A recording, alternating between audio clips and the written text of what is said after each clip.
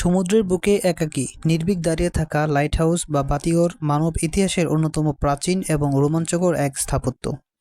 চারদিকে দিগন্ত বিস্তৃত জলরাশি, উত্তাল ঢেউ আর ঝড়ের গর্জন। তারই মাঝে একটি নির্জন টাওয়ার থেকে অবিরাম আলো ঠিক করে বের হচ্ছে দূর সাগরের বুকে। আধুনিক যুগে জিপিএস বা স্যাটেলাইট প্রযুক্তি আসার পরও লাইটহাউসের গুরুত্ব, এর পেছনের রোমাঞ্চকর ইতিহাস এবং বাতিঘর রক্ষকদের, লাইটহাউস কিপার, তাদের জীবন নিয়ে মানুষের কৌতূহলের শেষ নেই। সমুদ্রের মাঝে এই পেশায় সুযোগ ও বেতন কেমন, সেসব বিষয়ে আজকের এই ভিডিওতে আলোচনা করা হবে। চলুন শুরু করা যাক। সহজ কথায় লাইটহাউস হলো সমুদ্র উপকূলে কোনো দ্বীপে বা সরাসরি সমুদ্রের ভেতরের পাথরে চড়ে নির্মিত একটি উঁচু টাওয়ার বা স্তম্ভ, যার চূড়ায় একটি অত্যন্ত শক্তিশালী আলোকবার্তা বা লণ্ঠন থাকে।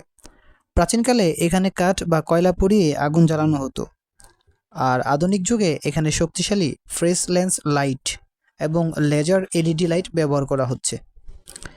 জাহাজকে পথ দেখানো সমুদ্রের বুকে কোনো রাস্তা বা সাইনবোর্ড থাকে না। রাতের অন্ধকারে বা ঘন কুয়াশায় জাহাজের নাবিকেরা বুঝতে পারেন তারা ঠিক কোথায় যাচ্ছেন, এটা তাদের বুঝতে অনেকটা কষ্ট হয়। লাইটহাউসের নির্দিষ্ট দূরত্বের আলো দেখে নাবিকেরা তাদের অবস্থান এবং দিক নির্ণয় করতে পারেন। সমুদ্রের সব জায়গা গভীর বা নিরাপদ নয়। অনেক উপকূলে পানির নিচে লুকিয়ে থাকে ধারালো পাহাড়, প্রবাল প্রাচীর বা অগভীর বালুচর। রাতের বেলা এগুলো খালি চোখে দেখা যায় না। লাইটহাউস মূলত সংকেত দেয়, সামনে বিপদ, জাহাজ সাবধানে চালাও বা দূরে সরিয়ে নাও।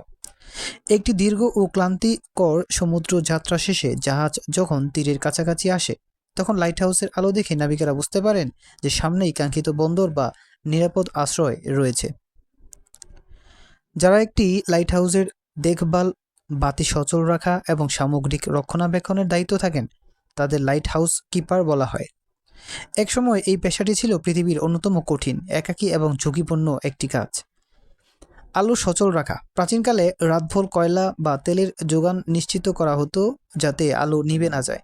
বর্তমানে লেন্স পরিষ্কার রাখা, জেনারেটর বা সৌরবিদ্যুৎ ব্যবস্থা তদারকি করা প্রধান কাজ। যখন অতিরিক্ত কুয়াশায় আলো দেখা যায় না, তখন তীব্র শব্দের হর্ন বাজিয়ে জাহাজকে সতর্ক করতে হতো। সমুদ্রের আবহাওয়া, বাতাসের গতিবেগ ও ঢেউয়ের উচ্চতা পর্যবেক্ষণ করে মূল দপ্তরে রিপোর্ট করা।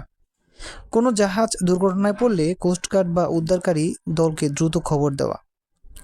সমুদ্রের মাঝখানের লাইটহাউসগুলোতে জীবন ছিল চরম একাকিত্বের। অনেক সময় মূল ভূখণ্ড থেকে মাইলের পর মাইল দূরে একটি ছোট্ট পাথরের স্তম্ভের ভেতরে মাসের পর মাস কাটাতে হতো। তীব্র ঝড় জলোচ্ছ্বাসের সময় চারদিকে থেকে ঢেউ এসে আছড়ে পড়ত টাওয়ারের গায়ে। বাইরের পৃথিবীর সাথে যোগাযোগের একমাত্র মাধ্যম ছিল পাক্ষিক বা মাসিক রসদবাহী নৌকা। এই একাকিত্ব সহ্য করতে না পেরে অতীতে অনেক বাতিঘর রক্ষক মানসিক ভারসাম্য হারিয়ে ফেলেছিলেন। বিজ্ঞানের অগ্রযাত্রার সাথে সাথে লাইটহাউসের কার্যপদ্ধতিতে আমূল পরিবর্তন এসেছে। 1990 এর দশকের পর থেকে পৃথিবীর প্রায় সব দেশের লাইটহাউসকে অটোমেটিক বা স্বয়ংক্রিয় করে ফেলা হয়েছে। আজকের দিনে বাতিঘরগুলোতে স্বয়ংক্রিয় সেন্সর, সৌরবিদ্যুৎ প্যানেল এবং কম্পিউটারাইজড সিস্টেম রয়েছে। আলো কখন জ্বলবে, কখন নিভবে বা কোনো ত্রুটি দেখা দিলে তা স্বয়ংক্রিয়ভাবে স্যাটেলাইটের মাধ্যমে মূল কন্ট্রোল রুমে চলে যায়। ফলে এখন আর আগের মতো মাসের পর মাস লাইটহাউসের ভেতরে মানুষের থাকার প্রয়োজন হয় না। তবে ক্যাটাগরি দল বা মেইনটেনেন্স ক্রিউ নিয়মিত বিরতিতে গিয়ে এগুলো পরীক্ষা ও মেরামত করে থাকেন। যেহেতু বেশিরভাগ লাইটহাউস এখন স্বয়ংক্রিয়, তাই স্থায়ীভাবে ভেতরে বসে থাকার চাকরি এখন প্রায় বিলুপ্ত। তবে আমেরিকা, কানাডা, যুক্তরাজ্য, অস্ট্রেলিয়া এবং ভারতের মতো দেশগুলোতে এখনও কিছু ঐতিহ্যবাহী স্ট্র্যাটেজিক কৌশলগত লাইটহাউসে মানুষ নিয়োগ দেওয়া হয়। এছাড়া কোস্টগার্ড, নৌবাহিনী বা বন্দর কর্তৃপক্ষ টেকনিশিয়ান হিসেবে কর্মী নিয়োগ দেয়। বিভিন্ন দেশে এই কাজের ধরন ও বেতন কাঠামো নিয়ে আজকের এই ভিডিওতে এখন আলোচনা করছি। যুক্তরাষ্ট্রের লাইটহাউসগুলো মূলত ইউএস কোস্টগার্ড দ্বারা নিয়ন্ত্রিত হয়। এর বাইরে কিছু ঐতিহাসিক লাইটহাউস বিভিন্ন অর্থাৎ অলাভজনক সংস্থা ও পর্যটন বোর্ড রক্ষণাবেক্ষণ করে থাকেন। এর বেতন ভাতা নিয়ে এখন আলোচনা করছি। কোস্টগার্ডের টেকনিশিয়ান বা সিভিলিয়ান কিপারদের বার্ষিক বেতন সাধারণত $40,000 থেকে প্রায় $70,000 বাংলাদেশি টাকায় প্রায় 47 লক্ষ টাকা থেকে 82 লক্ষ টাকা বছরে হয়ে থাকে। অভিজ্ঞতা এবং লাইট হাউসের দুর্গমতার উপর ভিত্তি করে বেতন বাড়ে। যুক্তরাজ্যে গ্রিনিচ হাউস এবং স্কটল্যান্ডের নর্দার্ন লাইট হাউস বোর্ড এই বাতিঘরগুলো পরিচালনা করে। বর্তমানে তারা মূলত অ্যাটেন্ডেন্ট বা টেকনিক্যাল ইঞ্জিনিয়ারিং নিয়োগ দেয়, যারা কয়েকটি বাতিঘর ঘুরে ঘুরে ভালো করে দেখেন। একজন টেকনিশিয়ানের বার্ষিক বেতন 25 পাউন্ড থেকে 40,000 পাউন্ড, যা বাংলাদেশি টাকায় প্রায় 38 লক্ষ টাকা থেকে 60 লক্ষ টাকা বছরে। কানাডায় বিশ্বের অন্যতম দেশ, এখানে বেশ কিছু লাইট হাউসে সরাসরি সশস্ত্র মানুষের থেকে ডিউটি করে, বিশেষ করে ব্রিটিশ কলম্বিয়া এবং আটলান্টিক উপকূলে প্রতিকূল আবহাওয়া ও বন্যপ্রাণী নজরদারির জন্য তাদের প্রয়োজন হয়। কানাডায় লাইট হাউস কিপারদের বার্ষিক বেতন সাধারণত 45,000 কানাডিয়ান ডলার থেকে 65,000 কানাডিয়ান ডলার, যা বাংলাদেশি টাকায় 39 লক্ষ টাকা থেকে 56 লক্ষ টাকা প্রতি বছরে। এরপর জানাচ্ছি আমাদের পার্শ্ববর্তী দেশ ভারতের স্যালারি কীরকম হতে পারে লাইট হাউসে। ভারতের director general of lighthouse and lightships এটি পরিচালনা করে। এখানে সরকারি চাকরির গ্রেড অনুযায়ী লাইট হাউস অ্যাটেন্ডেন্ট ও টেকনিশিয়ান নিয়োগ দেওয়া হয়। তাদের বেতন মাসিক 25,000 রুপি থেকে 60,000 রুপি। ভাতা ও আবাসন সুবিধা দেয়া হতে পারে, যা বাংলাদেশি টাকায় 30,000 থেকে 70,000 টাকা পর্যন্ত হতে পারে প্রতি মাসে।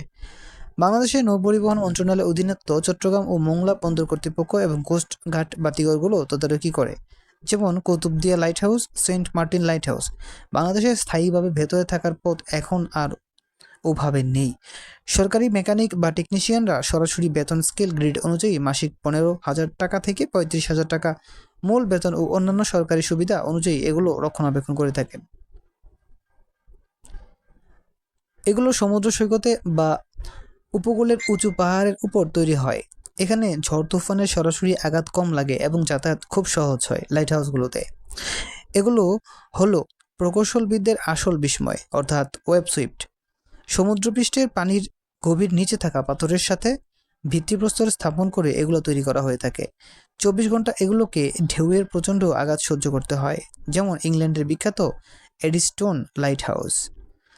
আলেকজান্দ্রিয়া বাতিঘর পৃথিবীর সপ্তাশ্চর্যের এইটি ছিল মিশরের লাইট হাউস অফ আলেকজান্দ্রিয়া। খ্রিস্টপূর্ব 3য় শতাব্দীতে তৈরি এই বাতিঘরটি ছিল প্রায় 300 ফুট উঁচু, যা শতাব্দীর পর শতাব্দী ধরে আলো দিয়ে আসছিল। পরে এক ভূমিকম্পে এটি ধ্বংস হয়ে যায়। স্কটল্যান্ডের স্মালস লাইট হাউস এর একটি ঐতিহাসিক ঘটনার পর থেকে নিয়ম করা হয়েছিল যে কোনো লাইট হাউসে কখনোই একজন মানুষকে একা রাখা হবে না। মানসিক স্বাস্থ্যের সুরক্ষায় সবসময় কমপক্ষে 2 বা 3 জন কর্মী একসাথে থাকবেন। ভুতুড়ে গল্প ও সিনেমা লাইট হাউস সম্পর্কে কি বলে?